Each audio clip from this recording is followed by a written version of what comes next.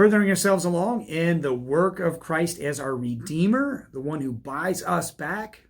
Second article truth, right? When we say, I believe in Jesus Christ, his only Son, our Lord, as Luther explains it, true God, true man, and the one who redeemed me, a lost and condemned creature. We now consider this. Fully defining the word redeem means to buy something back. We talked about that in a previous video. To pay a ransom means to buy something back. We talked about that too. Who or what was holding us captive?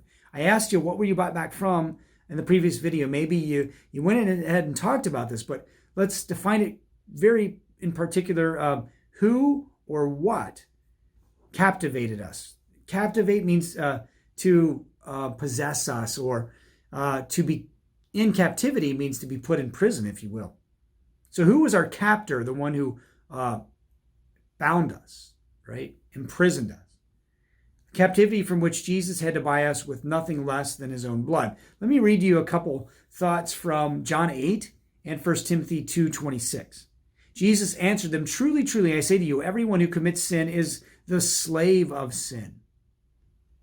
1 Timothy 2:26, escape from the snare of the devil, you who have been held captive by him to do his will.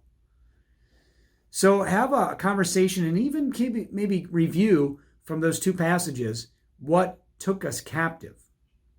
Maybe the one is what was our chains and held us and kept us from God. The other one was the one who threw those chains on. You could think about Genesis 3, Adam and Eve in the garden and what happened there.